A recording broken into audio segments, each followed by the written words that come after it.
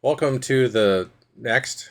I lost count now. The next entry of me showing and then telling you about Star Trek books that I've purchased that I've purchased recently. Uh, this one is a an interesting one because I don't think most people know that you can order comics directly from the publishers. The current comic book publisher for Star Trek is a company called IDW, Ideas and DreamWorks is what the letters used to stand for, but I don't think they actually stand for that anymore. But as you likely know, if you've ever read any comic books, they do miniseries from time to time, and Star Trek's no exception. So they will regularly have hardcover editions that are only available from the IDW online store, and they're not expensive. I will usually wait until they have at least two that I don't have before I order them, because usually somewhere in between that time period they give like a 20% off, 15% off coupon, which is always nice to have. Save a couple dollars. And then, like in this case, sometimes they send more than just what you ordered in the thing, because in this case they sent a couple of the free comic book day issues. The top one there is Monster High, which not really in my alley, but my sister's got a couple of kids that I think are going to really enjoy that one. Um, it's from this year's Free Comic Book Day, and I didn't pick this one up when I went out there, but I did already have an issue of this one, so I'm going to read through this one again and make sure that it's kid safe, and then pass it over to my sister's kids. Um, or maybe I'll sell it for $1 million. I don't know. Are these things worth anything? I got it for free. Like, is it ever going to go over free? Maybe a little. I've seen these things in the dollar bin from time to time. Um, yeah, but what I actually ordered was a the hardcover copy of Star Trek Halloween, who I just interviewed. Yeah, him. I interviewed him, and he's Australian. He was the first Australian I ever spoken to in person or over Zoom. That was also the longest distance-wise, geographically distance-wise, Zoom call that I've ever done. And I honestly thought that there was going to be lag of some sort, but there wasn't. It was instantaneous. It was glorious. It was fantastic.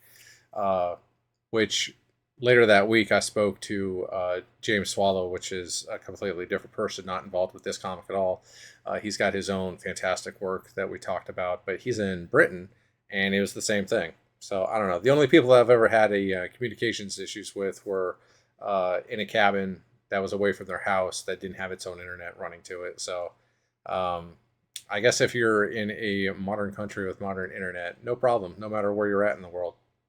The biggest problem with those conversations was trying to figure out the calendar, because at one point it's a different day than it is here in my neck of the woods, which gets all sorts of confusing. So luckily, the Google Calendar system, you could just like plug it in there and say, "This is the date I want to do it on. Does that work for you?" And then when they see it, it shows their local time and day, and then they can say, "Oh, mate, that's a Tuesday. We wanted to do this on a Wednesday, so let's like move it forward a day or back a day."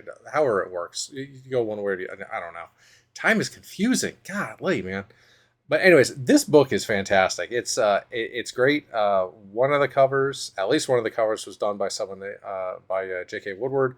I met him at Shore Leave this last year. I bought a copy of Riker turning into a werewolf. That's the cover that is on here.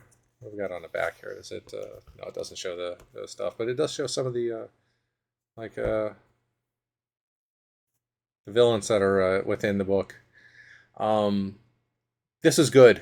This was very good. I like the idea of a weekly comic for Halloween.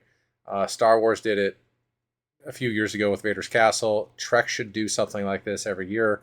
I'm a huge proponent of the miniseries gimmicks, the cover gimmicks. I think that they are fantastic, and Trek doesn't have enough gimmicks. In my personal comic book collection, I have zero Star Trek holographic, chromatic, foil, Only a couple embossed comic books. No glow in the dark. I don't think there's any die cut within any of that. Like, there's just none of the gimmicks that like you see on any of the other comic books. And I'm such a huge fan of the gimmick. How come we don't have enough gimmicks? We need more gimmicks. Then the other one is the Star Trek Picard's Academy, Commit No Mistakes, which I did not know that it had that subtitle while the miniseries was running. I have no idea how I missed it, but it's on all the books, I assume. Is it? I don't know. Let's check real quick. Uh, this miniseries didn't hit for me. What's it called? Commit No Mistakes. Okay.